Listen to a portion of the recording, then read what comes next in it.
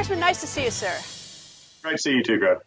Sir, you wrote the first version of the First Step Act about 2 years ago. Just briefly, what did that act end up doing? That act is give hope to a lot of folks who have been trapped in the cycle of incarceration, going back and forth. And for the first time, what we did in a major way, we took steps toward actually having people who had gone to jail where we were just simply housing them, not giving them skills, not treating the underlying causes of like mental health and drug addiction that actually got them there, and now being the process of getting them skills so that when they come back out, they will actually be productive citizens and not be trapped in this criminal justice loop that happens so much. And also, we worked on some sentencing reforms issues, really trying to make our communities better. Well, what provoked that for you to do it? Was there some event? I mean, like, why did you do that? It was from my position, it was just a perspective of heart. I've myself and the Democratic partner was Hakeem Jeffries on that bill, and many times we would talk, and I use the analogy of M&Ms. And from our perspective, it was about money and morals. It was about, from a conservative perspective, how are we spending our money to do incarceration and do the things that we need to have for a law and order society. But it's also a moral issue. Every person that we see, I believe, is entirely and innately gifted from God. And the question is if we can help them achieve what they can do, then it's a win for both, not only from a money perspective, but a societal perspective. So for me, it was just a passion coming from a pastor's heart, from a lawyer's heart as well. So fast forward to now. I mean, now we have this horrible crisis with George Floyd, and we've had people take to the streets in protest, peaceful protest, some rioting. But this is not new. I mean, even in recent history of Eric Garner in 2014, we have Freddie Gray in 2015, and now we have this. You know, why hasn't Congress, Republicans and Democrats, done something about this? This is not a new problem. No, it's not. In fact, I talked about that just the other day in our hearing when I said that during the previous Congress, Chairman Goodlatte, after we'd had some of the issues like Ferguson and others, we actually formed a police working group in which we went to Houston and we went to Detroit and we went to other places in Atlanta and Washington, D.C. to see what is working and what is not working. And there were a lot of things beginning to surface in that police working group. But unfortunately, a 2018 election happened. Chairman Nadler did not have the same desire to continue the police working group. So we're now stuck back here trying to react to something when we could have been doing some of these issues before. But again, Congress, unfortunately, is more reactive than proactive. Well, you can understand sort of the upset across the country, and you happen to be here, so thank you for being here, sir, to do this. But, you know, here, this is an old problem, and now we see that when people finally take to the streets, suddenly Congress can do something. We've got a bill coming out of the House, one out of the Senate. We've got the president doing an executive order for a problem that has been plaguing the community, you know, for years.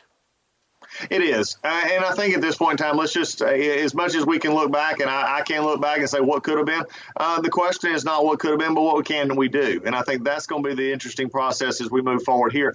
Because one of the biggest issues that we're dealing with are law enforcement, the vast majority of who want to do a good job, who want to go out and do their job, come home safely. But then there's the ones who don't want to do that. And the question is do we give does the state and localities give the departments enough training? Do they have enough training in real world issues of de-escalation instead of escalation? Do they have, are they in a position to where they can, identify mental health issues and addiction issues as opposed to belligerent kind of issues? They are all things that we have studied before, and it's now time to move forward on, because you don't need the ones who are the bad actors jumping from job to job simply because they shouldn't be in police work to start with. As a son of a state trooper, I know what law enforcement looks like and should look like. We do not need those actors who shouldn't be there in it, and we need to give the tools to be able to do that to those localities. All right, how do you define defund? Because we're hearing lots now about some people want to defund law enforcement organizations. How do you define that? Do you mean all money go away and disband, or do you mean something else? Well, I think it's very scary for these folks who are talking about defunding. My question is really like what we have seen in Seattle right now, where you have a 6-block area in which there's the city doesn't control anymore. There is no law enforcement there. Does that mean defunding, that we just don't patrol it, or we just cut back on police departments and law enforcement agencies altogether? If so, I think we're on a very bad trajectory there. And it is something that people might want to say in a rush, but when they actually look at it, who do you need when you have someone that you need to call or that keeps our society civil? But there's also another problem that's even more concerning to me, and it's not just the defund; it's the defund completely. It's those who are beginning to take monies away from the police departments to put them in social organizations and others. We need to have a balanced approach here, Greta. You can't simply take money away from the police departments and make them less, have less spend people, less training, less of the work that they need to do, and then present a professional image to the communities while giving money over here to societal agencies. There has to be both. You have to have the drug addiction issues. You have to have the mental health issues. You have to have those taken care of, but you have to have a twofold approach. How does something like George Floyd happen? You've got about 8 minutes and 40 seconds. You've got one police officer down kneeling on him as he's crying, I can't breathe, I can't breathe. And then you've got three just standing there as this whole thing is going down. I mean, is there some sort of reform that prevents that from happening in the future? How do you legislate decency? I mean, what is the answer so we don't have to, so no one else has to suffer like this again?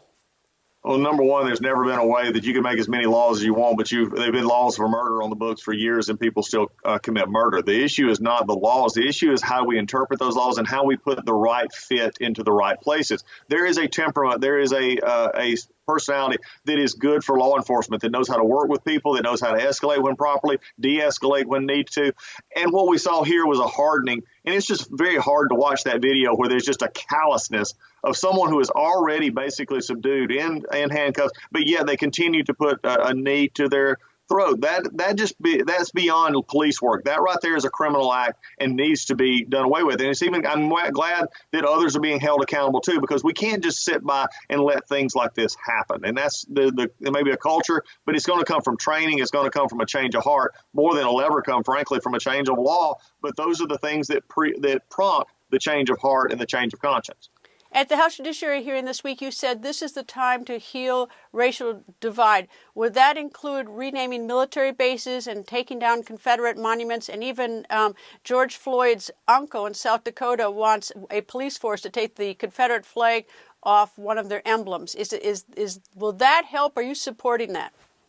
I think those are issues right now that will be discussed as we go on. But Greta, I want to go back. But how do you feel? I think the issues right now is are there symbolic measures that people are looking at taking and they're discussing it now? Yes, we've had these conversations before, but they don't hit the real issue of racial harmony and the racial issue between police departments and the communities that they police. And if we get sidetracked here, we don't need to.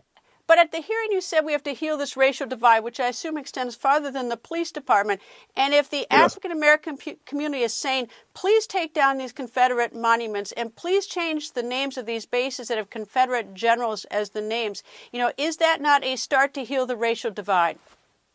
If that is what people want to discuss and talk about, it could be. But I think we got to have that as a conversation as we go along. But we can't also get sidetracked from that. If that's part of racial healing, then we'll deal with that as it comes forward. But we cannot get separated from the fact of the issues right now of how do we help our law enforcement community deal with the communities right now that are in the streets, that are in uproar. And if we get sidetracked from that, then we're going to have a problem that doesn't, again, at the end of the day, has a lot of conversations about the nature of our problem, but without having solutions to our problem.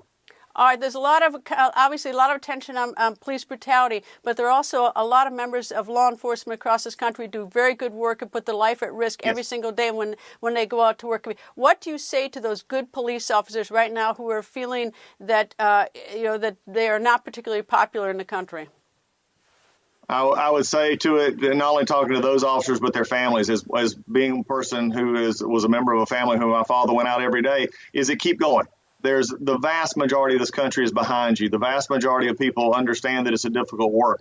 And that times like this, when one or two or more put a bad name on the rest of you, is keep your head down, do your job, and realize that these do cycle as well. But keep encouraging your own departments to make better changes, to do better training. And if you have people in your departments that shouldn't be there, then it's time to speak out and say, we need to either get this person better training or they need to be removed. But the biggest thing is to know that they're loved and know that there are people prayed for them and that our law enforcement community is vital to the very civil society that we have. Georgia, I can be halfway across the country in the middle of the night in an airport and stick my ATM card in and take $100 out and immediately registers I've taken $100 out of my bank here in Washington. Georgia's just had terrible voting problems. Why can't we get it right? Why can't Georgia get it right? And I know Georgia's not alone at this, but we're coming up on an election.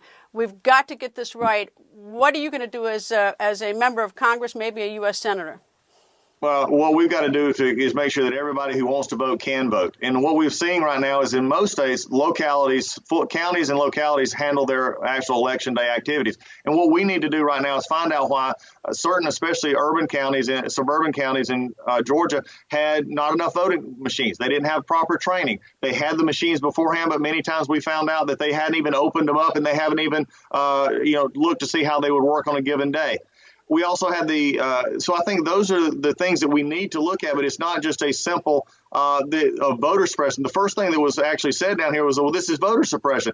The problem is Georgia has been growing in all demographics and all backgrounds for the last three cycles of elections in which African-American, Hispanic, and white voter turnout have actually increased. So we're doing things right to get people to the polls. We've got to make it easier and accessible on election day so that we don't have possibly issues where election officials are combining too many precincts. They're not putting enough poll workers there, or they're not putting enough poll machines. People want to be able to vote. And in the vast majority of the state of Georgia, everything worked perfectly. We've got to find out why those individual localities didn't work as they should. Coronavirus, the state of Georgia, what's the status of that, sir? Opening up has turned out very well. There's still we still have cases. We're doing more as we test more. We're seeing more positive, which is normal, but we're seeing less hospitalizations, less ventilator use. My hometown hospital, which did have a spike in late April, is now back down to a caseload that is not growing and staying very static. And so we're seeing actually an opening back up that is actually, I think, beneficial for the country. What do you think American people don't understand about politicians in general? That we're human.